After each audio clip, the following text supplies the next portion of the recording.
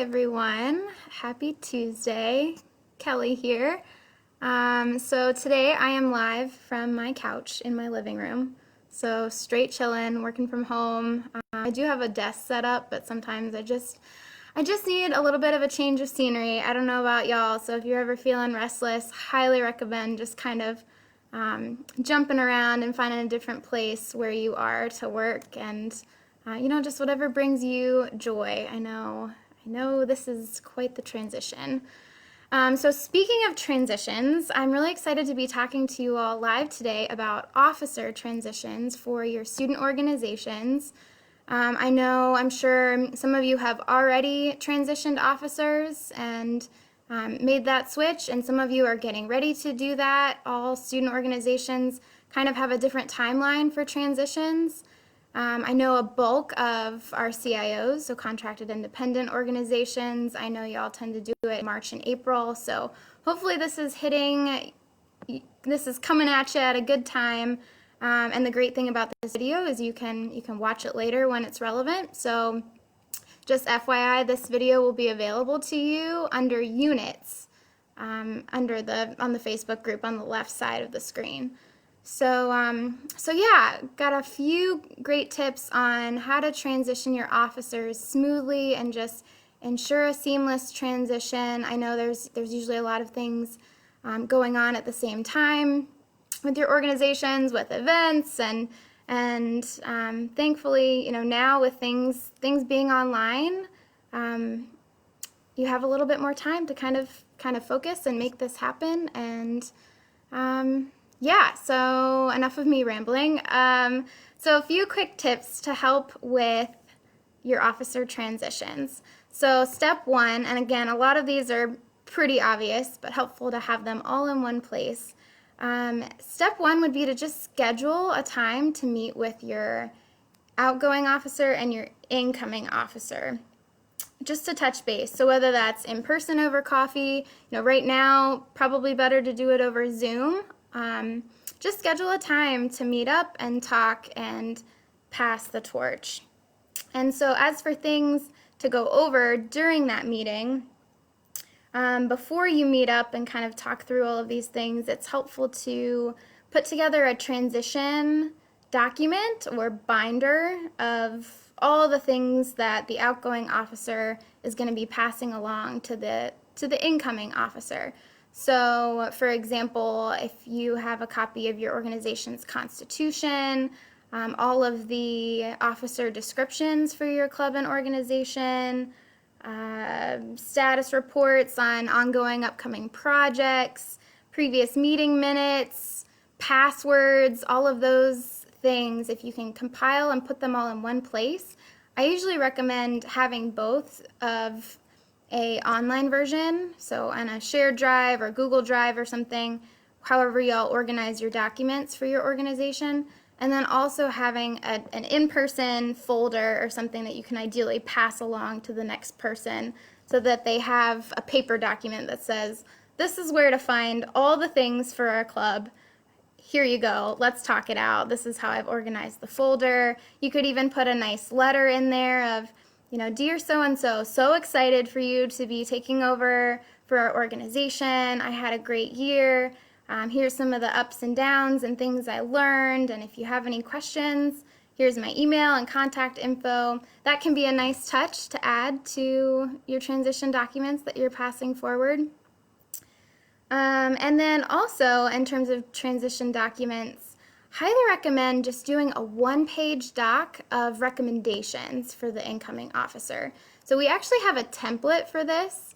If you log into the leadership library at UVA, so you scroll down under campus links on the right, there's a link to our leadership library, and in there's a folder on transitioning officers. So it's got some of these tips in there, as well as a template for a one-page document that you can fill out that answers questions like, what are you most proud of accomplishing in your organization this year?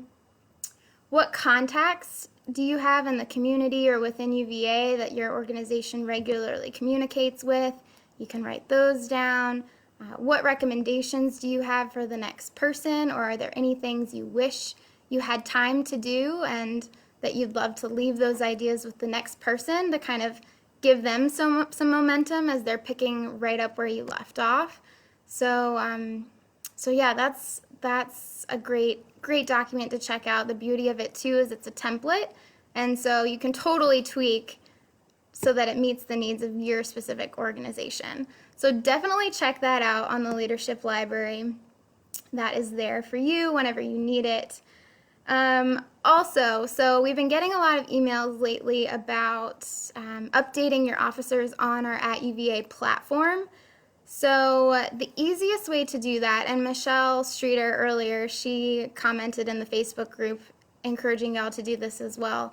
But the easiest way to do that is just to have the current president or primary contact for your organization on @UVA to just log in, go to your roster page for your organization, and that's where you can update and designate a new president, a new primary contact. You can update your whole roster.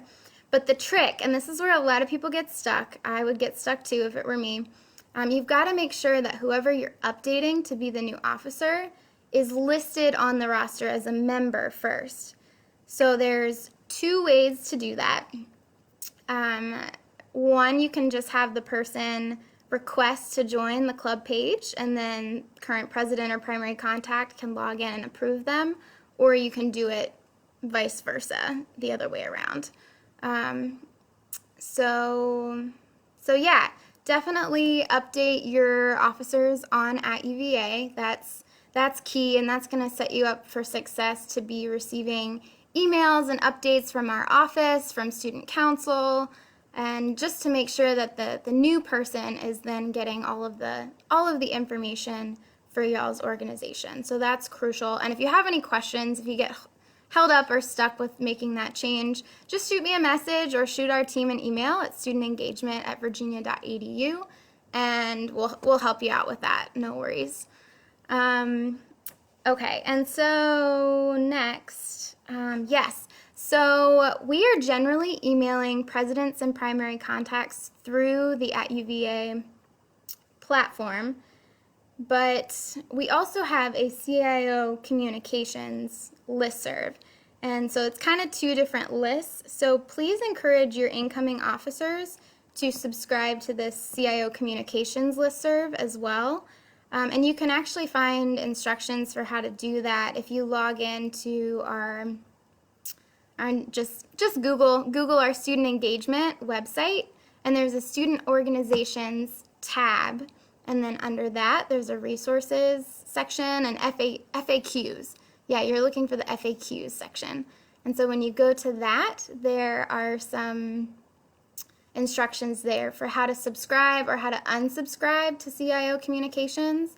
And that listserv is primarily fun, motivational, encouraging emails. We also send out updates about things that are happening in CIO world.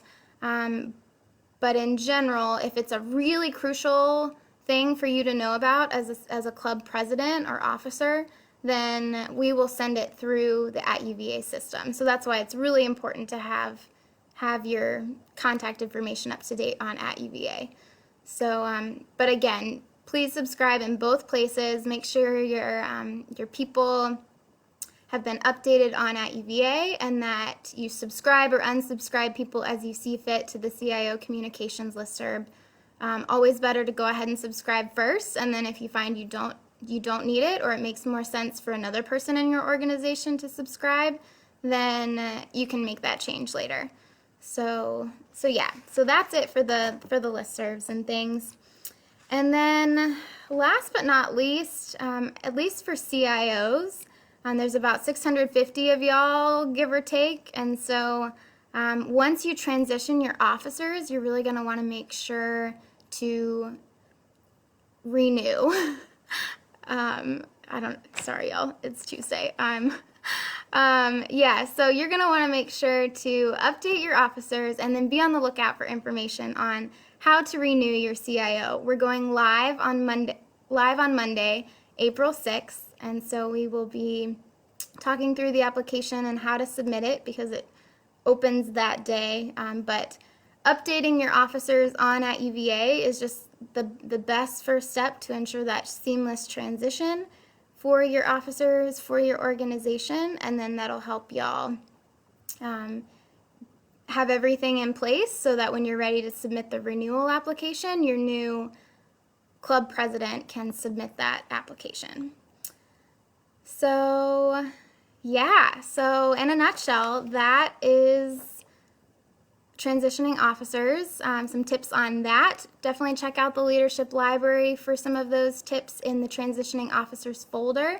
And if y'all have any questions, please don't hesitate to just comment on this post or shoot us a message at studentengagement@virginia.edu, or we're also happy to do one-on-one. We really miss getting to see you all in person and getting to chat with you one-on-one. So if you'd love to do a Zoom call and talk about the transition specifically for your organization and some catered details for your organization, just let us know. So I hope you'll have a great rest of your day. See ya.